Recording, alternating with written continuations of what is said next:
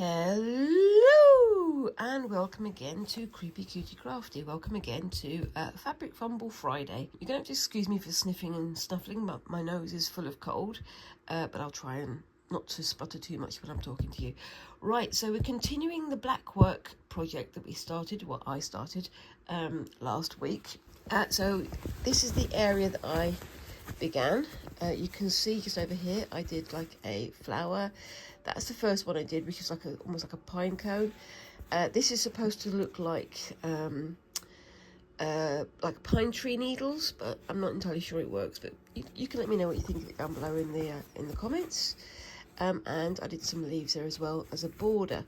I'm going to try and do something similar on this side. I'm going to mix it up with a flower here, maybe doing an acorn or something of that nature, but I want to try and be quite graphic with it, so I don't know quite what I'm doing. I'm enjoying doing this process so far. It's Blackwork is actually quite a lovely I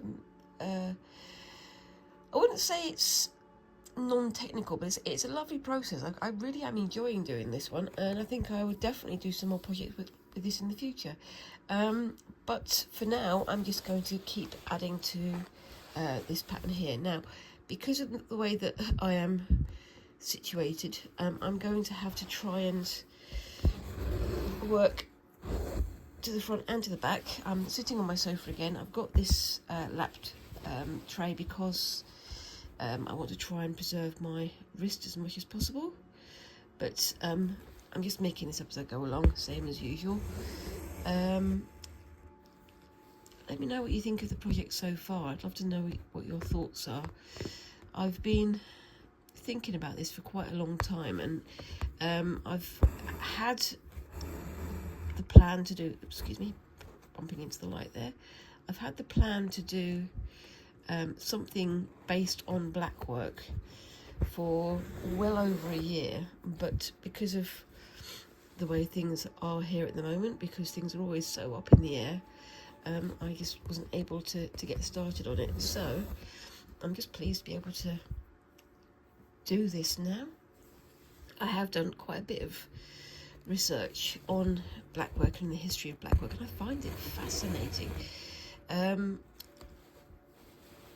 One of the things we did last week was we went to Warwick Castle, me, Squinks and my husband, my other half, and we went into one of the rooms there that had like a sort of castle rooms, diorama rooms of what sort of things might have happened in the castle way back when. And in one of the rooms we had a sort of mannequin diorama of Henry VIII and his wives, and the first wife on the left was of course Catherine of Aragon, and in her lap she had some embroidery, which I thought was very fitting. I don't know if that was intentional or if that was accidental, but the fact that she had embroidery in her lap that she was working on, I thought was markedly significant, because as we know from my previous video, she was very well known and very well respected for her ability with embroidery, particularly with Blackwork. As I say, for a while, and I believe in some parts of the world it's still called Spanish Blackwork because of Catherine's great skill at it.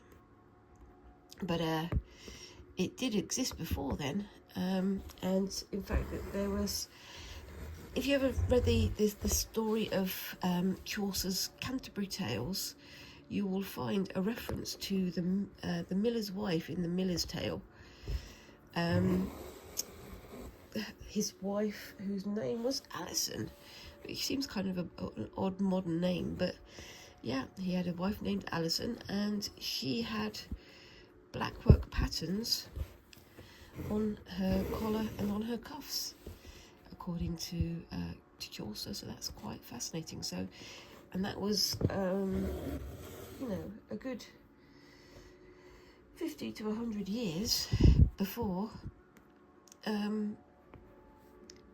before the time of Henry VIII. So, you know, I'm terrible at remembering dates, so you can check the dates on that one for me and tell me how wrong I am. But it is before Catherine of Aragon was in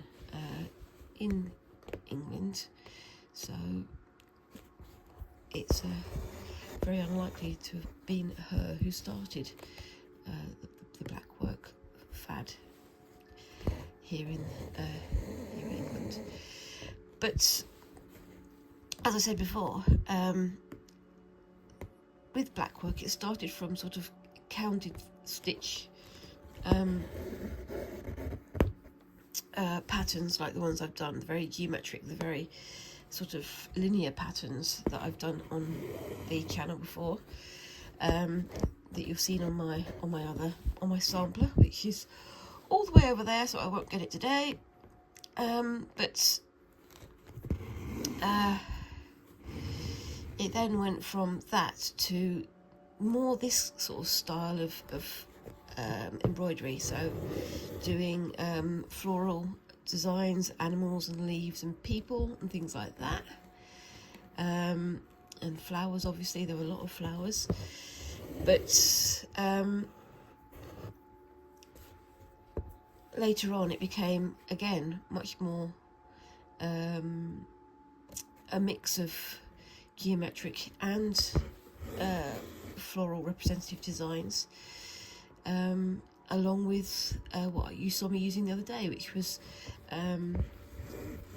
seed stitches, which I've seen quite a few embroiderers online and on YouTube doing that kind of work, and I think it looks quite interesting. It looks like a very interesting sort of shading technique, and I've had a go at that on my sampler. I'll put a picture up on the screen here so you can see the sample, so you can see what I'm actually talking about. But I definitely want to revisit it, and I think I would like to do some more using the very geometric patterns. There are going to be some counted stitch patterns on this piece as well for shading and for other bits, but I think overall I'm really enjoying this. Now again, I'm using my Perlay, I keep saying Perlay, whatever, it's cotton number 8, so it's nice and thick, but at the same time it's sort of well contained, so it looks pretty good on the white background. This is a white denim jacket that I'm working on for Squinks. I have a pattern, a design in mind. This at the moment is just sort of the outlines, the framing for the piece. And again, I'm very sorry about the shadows. I'm trying not to go in such a place that I cast the shadows, but I am going to be working on getting a better lighting rig for this part of my house, but unfortunately that's just how it is at the moment. So yeah, I'm working on this for Squinks. This is a design. At the moment I'm just doing sort of the outline, the borders, the framing for the piece, and it's based on a computer game that they like the artwork for, and they like the story of. I think the story is quite dark, to be honest with you, but you know, it's what they like, so I'm going to go with it. The game is called Amore, and again, as I said the other day, before you look it up, beware that it does have quite a few trigger warnings. It is a very, very dark story, but some of the imagery, some of the designs in the game are absolutely beautiful. The artwork style is really, really just gorgeous. So that's what I'm focusing on. I'm not focusing on the dark bits. Squinks is of the age where they are able to make those choices now, but again, if you have younger people watching, please don't look up that game, and please don't blame me if it's not ideal, because I am giving you the warnings here. Yeah. Anyway,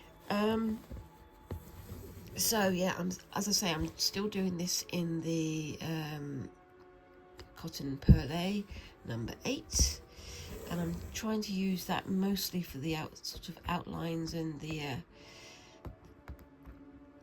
shapes that are going to be filled in later. But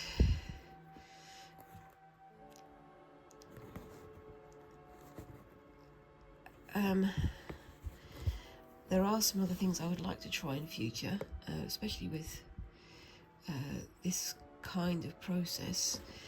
And I've made a bit of a purchase, and I'm not entirely sure how sensible a purchase it was, because it's, again, something I've never used before. It is this stuff over here. Now, I don't know if you can see this. It's from a company called Fabric, and it's onyx coloured, so basically it's black, and it's this. Can you see that? Now, this is silk thread. Let's compare that to the black cotton. You can see there the difference. It is such a weird thing to hold. I've never really handled silk thread before. It is very, very light, but it is also very, very strong, and this is the stuff that they would have used for blackwork in the past. They'd have done it on even weave linen or cotton, and then had the black silk on top. You can see it's got such a shine to it. This is the perlé, this is the silk here. It's very much darker. I don't know if it's because of the dye that they've used, but they have called it onyx, and quite rightly so, I think. But you can see how much of a sheen that has in comparison to the perlé standard.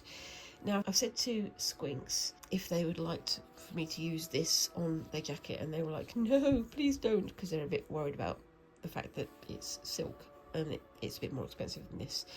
It wasn't that much more expensive, but I wouldn't buy it too many times. But this is just to try things out. Now, that's the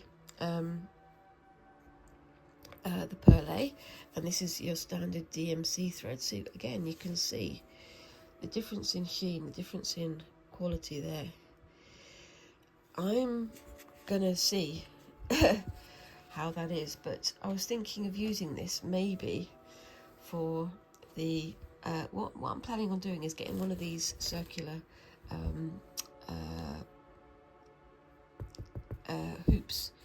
circular hoops, funnily enough, and having a go at doing like a mandala pattern, so working from the center out on a grid structure, or doing it much more in the style of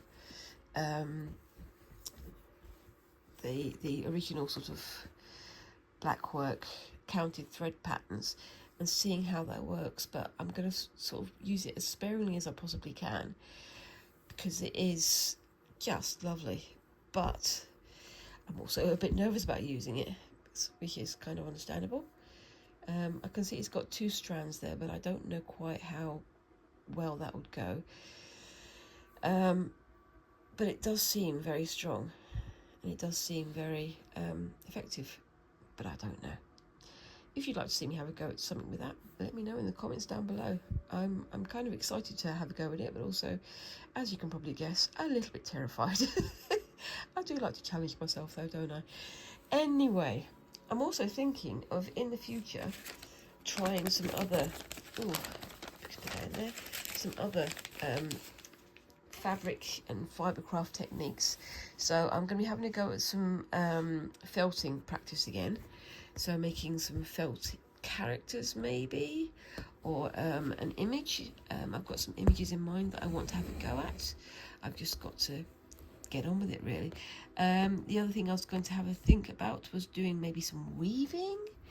I'm also going to be returning to sashiko at some point in the near future, because I've got a project for that one in mind, something that I can actually use as well. I've been having a look at the boro style of Japanese fabric reclamation, so I think that could be quite fun. Maybe making a jacket, or even a a bag. Now, a bag is something that I'm thinking of making a few bags actually, because I just like making bags, I guess. I also need a new bag for my craft stuff, because I just carry it around in an old tote bag, which is lovely, but it's not really made for purpose. So I can't really carry everything in it that I want to carry, and I think I would like to have something that's a bit more what's the word? A bit more sturdy, a bit more roomy, something that is, well, basically fit for purpose. I don't know. Previously, I've had a go at doing sort of sashiko stitches on old denim and on a denim jacket to make a pattern on the back. I've done the what's the name? The Great Wave, the one that everyone has seen, I think, the Great Wave of Kanagawa image, and I have had a go at doing Vincent van Gogh's Starry Night as well, which is a beautiful painting, and I had a go at doing that with sashiko. I think I did quite well with that one, but I think I would like to try something a bit more modern, something a bit cute maybe. I mean, after all, my channel name is Creepy Cutie Crafty, not just Creepy Crafty and whatever. Anyway, I ran out of thought there. But I think I'm going to have a go at doing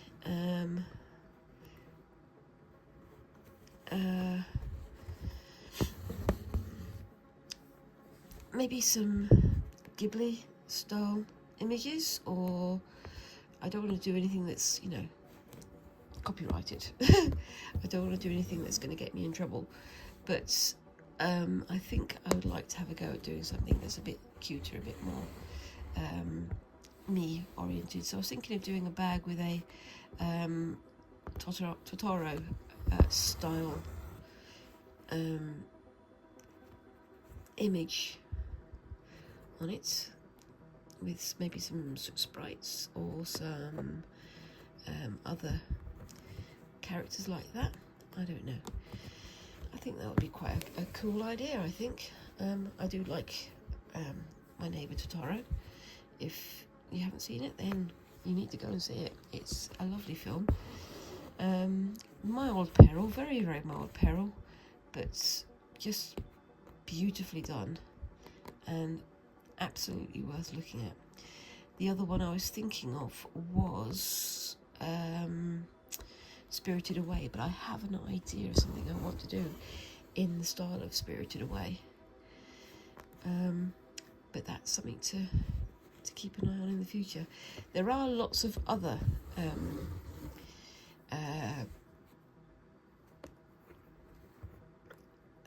Studio Ghibli films, but not all of them are really transposable for a craft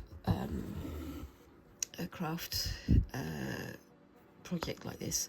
I mean, you've got Howl's Moving Castle, which has got amazing visuals and is often used by crafters for ideas. I mean, I was thinking of doing a book nook in the style of Howl's Moving Castle or something like that, a diorama of his office or something, I don't know.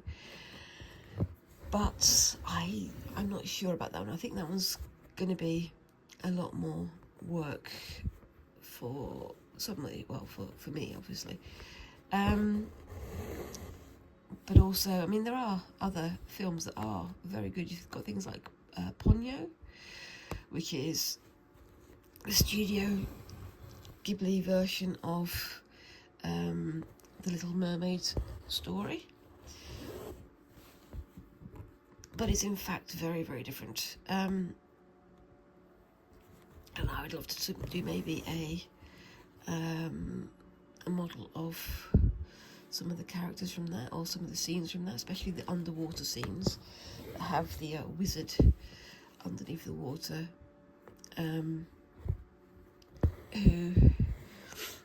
is trying to raise his children, but Ponyo is a willful tadpole type child. If you've seen the film, that will make sense to you. And yeah, I mean, it's again another beautiful, visually very stunning film, which, let's face it, all of Studio Ghibli films are pretty stunning. You've also got Pompoko, which is just, it's again a beautiful film. It's hilarious and sad in equal parts, but it's about a raccoon tribe who are trying to save their forests, their trees, from being pulled down and replaced with concrete blocks of flats and things like that, apartment blocks, I guess you guys would call it. It's slightly unusual for my English tastes. I can put it that way, but there are focus on certain body parts of the raccoons, which they call the pouch. But if you see the film, you know what body part they're referring to. I'm not going to say anything more than that. Anyway, that one is a lovely film, and every time me and the family are out at night and we see full moon, because of that movie, we say, "There's nothing better than moonlight," because that's a big a big line in the film. Now, okay, that's sort of that flower bit done. I might add some colours on here later, I don't know.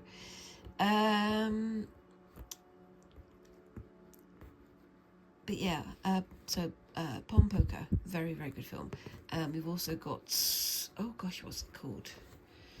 The one with the...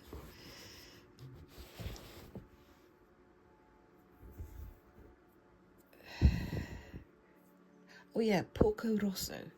Porco Rosso, now that's a film about an air pilot who is being turned into a pig. We don't know why, we never find out why. But he falls in love with a woman whilst trying to, do various things to save people and so on. It is, again, visually quite spectacular, but also just a little bit weird for my, again, English tastes, because I don't quite understand the legends behind it, because they're not my legends. So yeah, but it's fascinating to watch anyway, and it is quite silly in many places. There are also other films that we've watched, most of them. We've watched Ariete, which is kind of their retelling of The Borrowers. Again, very, very beautiful, like a look into a miniature world where you've got to fight against ants or cats or people who are a bit mad. I recommend you have a look at it. And again, I was thinking of doing maybe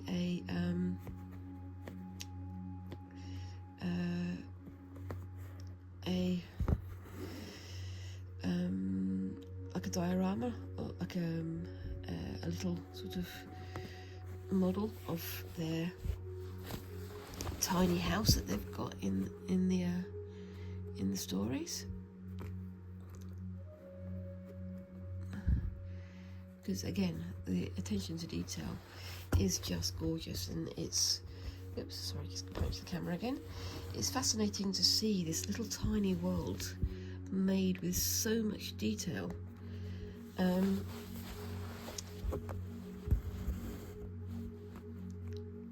and yet it's kind of a bittersweet story, which I don't know, I suppose that's kind of the best way of writing those kinds of stories, but it is just beautiful. But there is one other film, which absolutely beautiful film, gorgeously, everything about it is just gorgeously rendered, but I would never ever ever watch it again. And any of you out there who are fans of Studio Ghibli, I'm pretty sure you'll know which one I'm about to say next.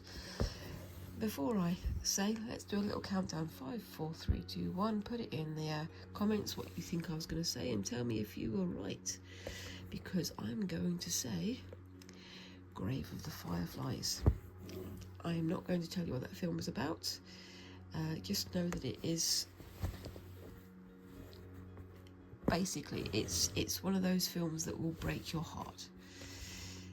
It's worth watching, but I've watched it once and I will never watch it again, but I will also very, very highly sing its praises, because it is very unflinching when it talks about the subject matter that it talks about. And if you've watched the film, you'll know what I'm talking about. But yeah, I mean, I can't really put it any more delicately than that. There's also, of course, The Cat Returns, which, if you like cats, you will like this film, which is sort of set in a sort of mythical alternate version where a girl unknowingly pleases the king of the cats from the cat kingdom, and he decides to that she should marry his son. So this girl has to marry the Prince of Cats, but nobody wants that to happen because the Prince of Cats is already in love with somebody else. I won't spoil the ending for you, but it is both funny and very, very silly, and has the voice of Tim Curry as the king, so you've got to know that that's got to be good. Anyway, that's enough film chat from me. Let me know which Studio Ghibli film is your favourite. Let me know down in the comments below.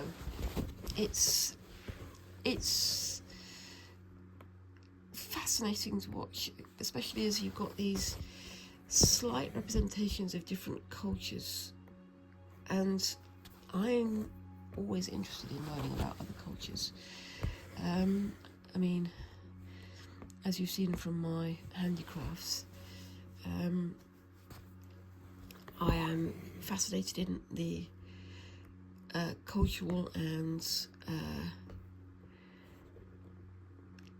not industrial, the crafting heritage, the what's it called, intangible heritage of different cultures.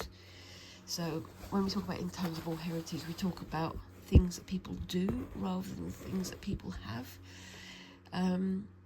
For a long time, people were very much more concerned, well, people in Western culture were very much more concerned with purely the objects that could be owned or taken from other cultures, and talked about anybody who has a knowledge of the British Museum here in the UK will know exactly what I'm talking about. But unfortunately, with that, you had lots of Western experts telling us about these cultures from what they saw.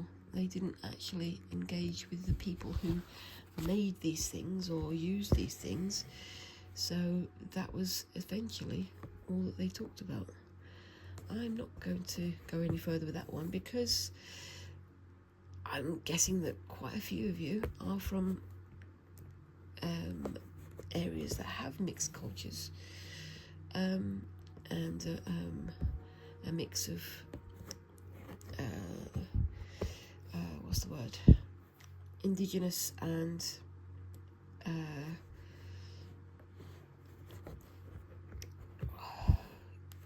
I suppose colonial cultures, because even though it's, you know, we're in a post-colonial era, there are people who are still children of colonies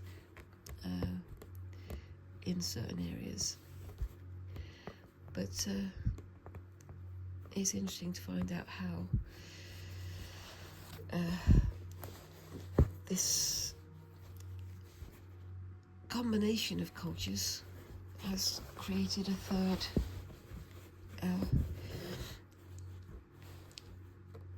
aspect to the cultures moving forward. I hope I'm making sense. I think the cold has gone to my head somewhat.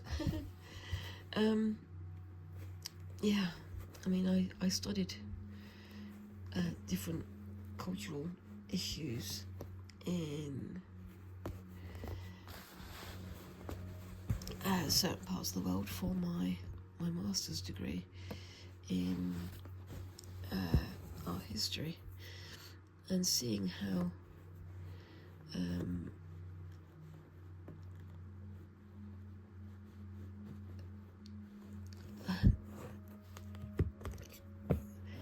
the cultures of First Nation people, societies, has blended with or been, you know, subsumed by colonial culture is fascinating to look at. But at the same time, you're wondering about how much knowledge has been lost because one culture has said that the other culture's opinion was not important enough about their own work to maintain. Am I getting a bit deep and meaningful here again? I am, aren't I? I'm very sorry. Anyway, what do you think of this? It's kind of a leaf pattern. I'm not overly keen on it. I might add some extra bits to it later, but I think it's recognisable what it is. I might add some more sort of these inner branches here to give it a bit more definition as well.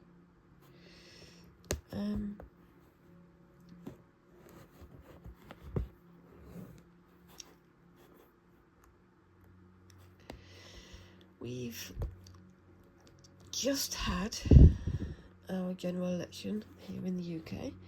Literally yesterday we voted, and today we're going to have a new government. So it's going to be a Labour government. It's interesting to see how the future may change after that. I'm not going to make any political comments because this is not the correct place for that, but just to let you know that that's what's happening now. Yeah, I've also been catching up on Bridgerton again. Quite a lovely show, beautiful to look at, but I would say not for kids. Which, if any of you have watched it, you'll know exactly how true that is.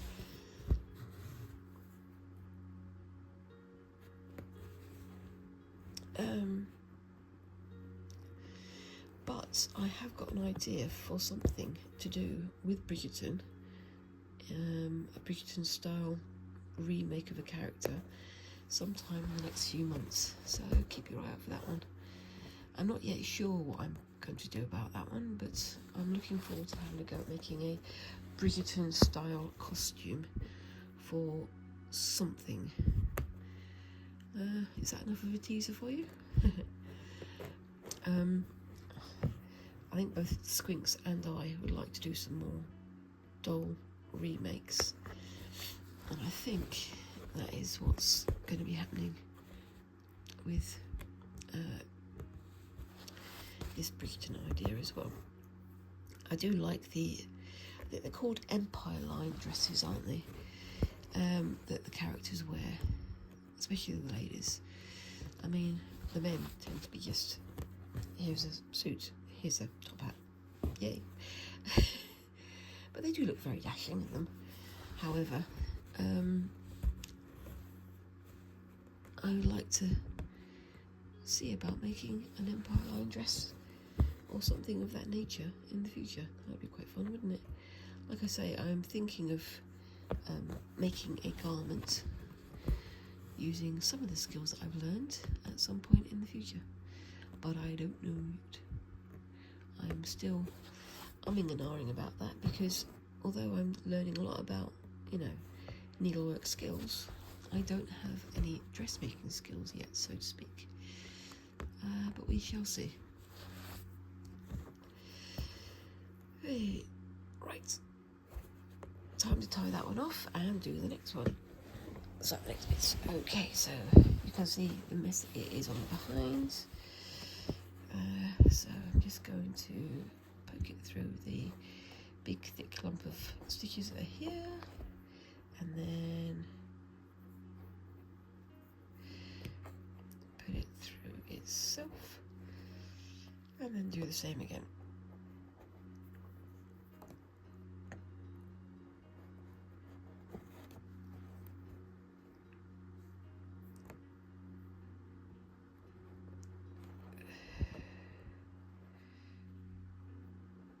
Daisy.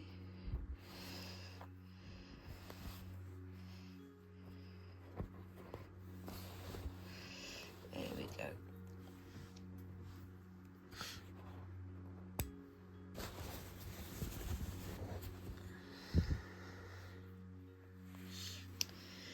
Okay. So I think I'm going to do an acorn here. See how we go with that. I haven't got any reference materials for these. I'm just doing it from the inside of my head. It seems to be working out okay so far, but again, it's something that will require practice. I'm fairly certain of that. But we shall see how that goes. Oopsie daisy. I'm trying to needle. I'm trying to needle my thread. Yeah. Can you tell the cold has gone to my head? Yep. I'm trying to thread my needle. My thread is now needled. Or my needle is now threaded. Good gracious, I'm losing it, aren't I? And there we go. I am going to be trying to do some more of this off screen, so if you want to keep a track of that, make sure that you are following me on Instagram and things like that. I'm also on Facebook, so yeah, I'm trying to be a bit more present on both of those places, so that you can keep track of what's going on with my projects. But we shall see how that goes. Anyway, so I do wonder exactly how much of the original Blackwork was created from patterns or from idealized images as from real life. I'm guessing that quite a few of the ladies of court who would be expected to make Blackwork patterning might well not have been out in the country all that much. But then I guess that's just a supposition, because they did a horse racing and riding and things, didn't they? So I don't know. I am willing to be proved wrong. I need to do more research on it, really, don't I?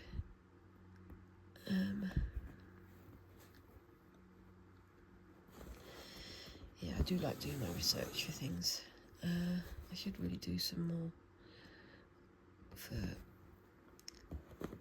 the history of Blackwork and the history of embroidery as a total, I guess, because it is fascinating to see how these patterns and styles and things developed, and how they were used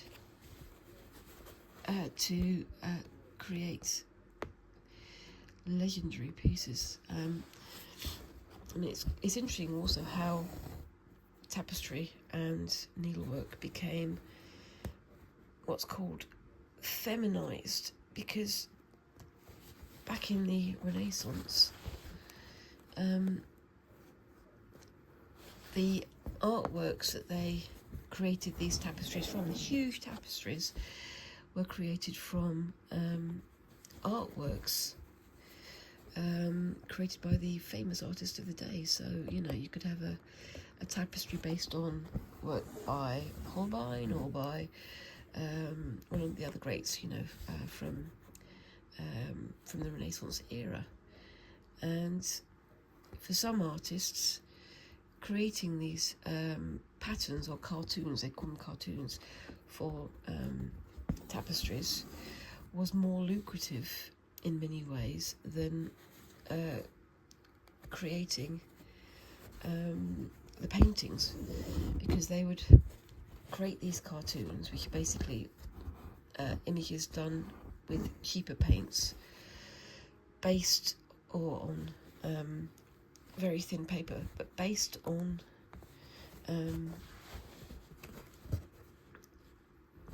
fine artworks that people wanted to have on their walls. And the reason why they had these tapestries wasn't just because they wanted to have something pretty up there. It was also so that it was a form of insulation to keep big, drafty courtrooms and castles and stately homes and things nice and warm. So they'd have them hung all around the walls. Hope the moths didn't get into them. And then they'd change them according to the season, or according to fashion, or according to whatever else was impressed upon them at the time.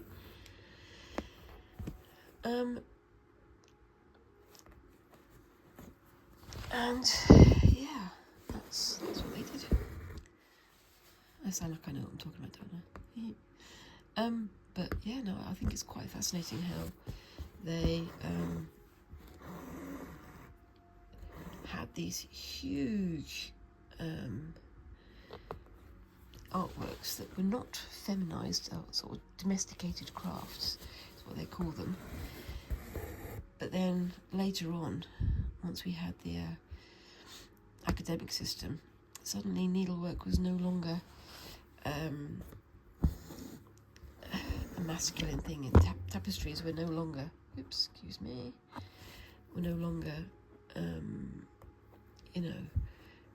needed to heat these castles and stately homes or whatever. So instead, we had women doing embroidery at home as a pastime to prove their skills as a housewife or whatever, and it would be something that was desirable, but not actually seen as something of value, because it was a domestic craft, which to me is crazy, because if you enjoy doing embroidery, why not just do embroidery? Yeah. And there are some very very good embroiderers out there that have no regard for the gendering of their craft, because they just enjoy what they do. And it's always funny, isn't it, that feminized is seen as not as good. I don't know. Again, I'm getting all deep and meaningful here, aren't I? Sorry, guys. Unfortunately, I do have feelings about the gendering of certain roles, but that's just me personally. Anyway, I think this acorn is looking a little bit like an egg cup. It should be better once I've done what I need to do, but I'm hoping it's not going to look like an egg in a cup waiting for somebody to get some soldiers and dip it into the yolk. I don't know. Maybe I can do some like berries or something here, and I can use some more reds or whatever other colours. I don't know. Maybe. maybe, we shall see.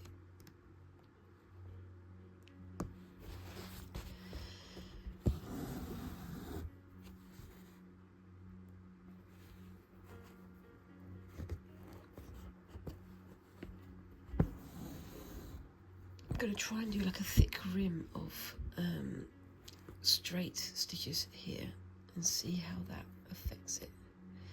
Again, I'm not working from a picture, I'm making this up as I go along, but it seems to be working, so yay. I'm also aware that I've nearly got to the end of the hour, so there are some bits I'm going to edit out, but most of this is going to be as is. Mostly because I've been coughing and spluttering and sniffing, so you don't want to hear that, do you? No, I don't think so.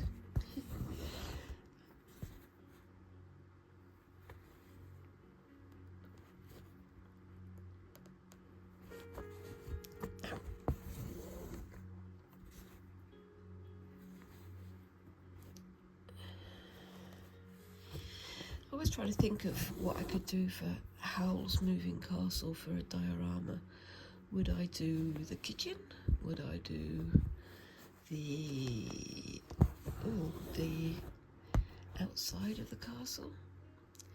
If you haven't seen Howl's Moving Castle, it's very, very I think some steampunk people have tried to not appropriate it, but try to latch onto it as a very steampunk style of design, and it is in many ways, because I mean there is steam coming out of this castle that is made of what looks like scrap metal and hope. But it is a beautiful design.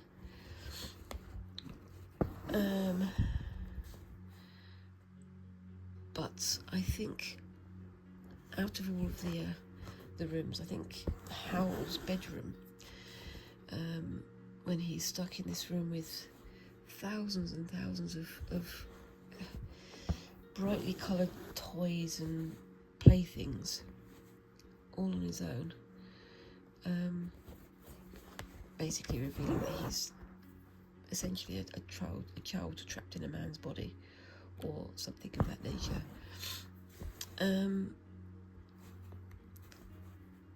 Could be a fun challenge, but I don't know. Oh.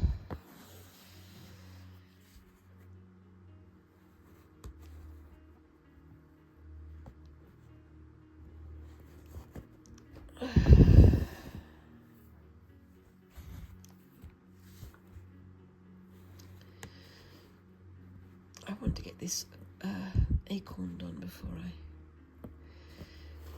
close up for the day.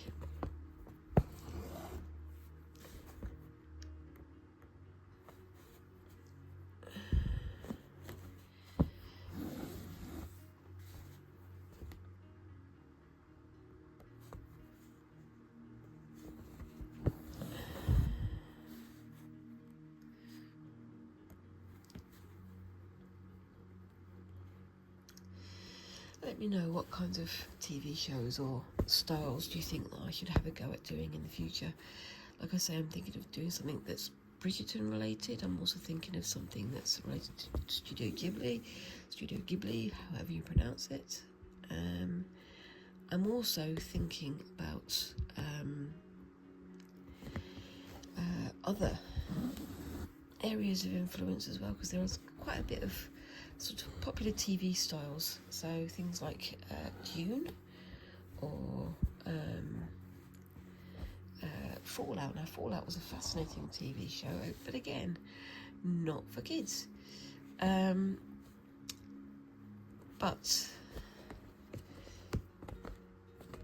oops, it is here.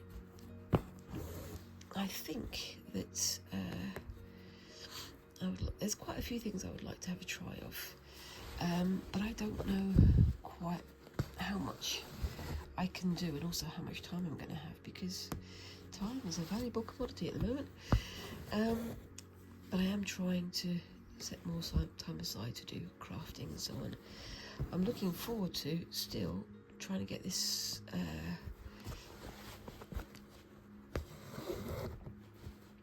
craft room sorted out in the garden, a little workshop for me to do my stuff in. I would really like to get my my sewing machine set up so I can actually start using it. I'm a bit kind of hesitant to do it on the table that I usually do my work on, because it's my dining table and the sewing machine is very heavy, and I'm worried that it would be put on the table and the table would immediately just fall over, because yeah, that's what's likely to happen. But I don't know.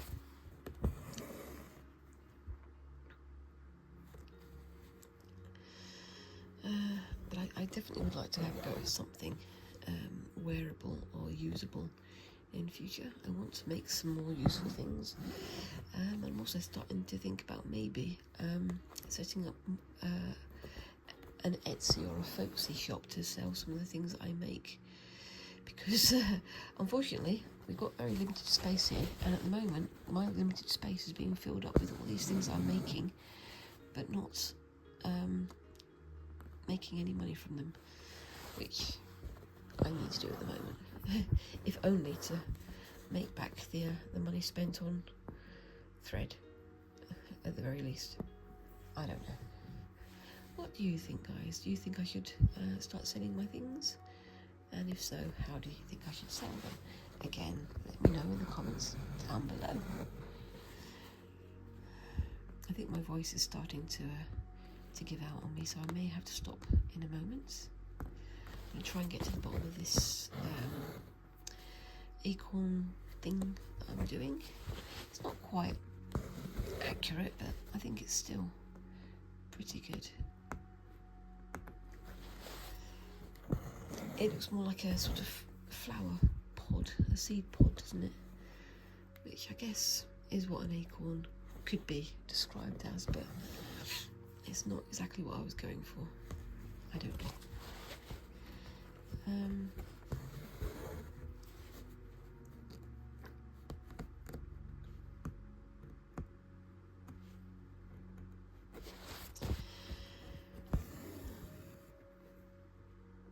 Yeah.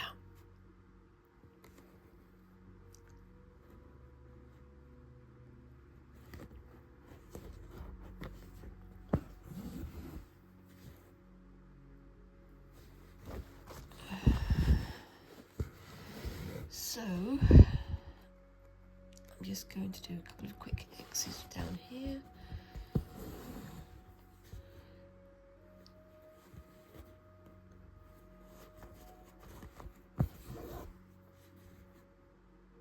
And call it a day in a moment, I think. I'm definitely losing my voice, which is not ideal when you want to be presenting to camera. Yay. Anyway,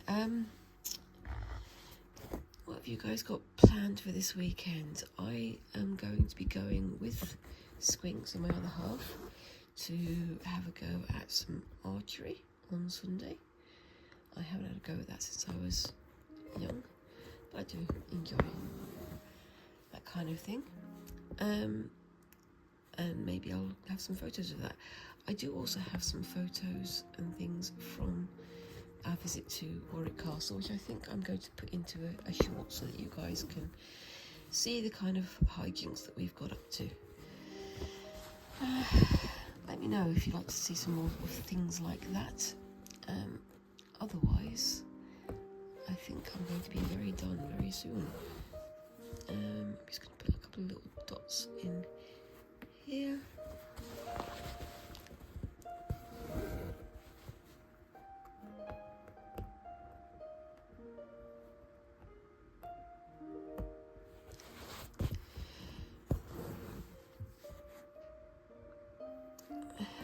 Very close to being done.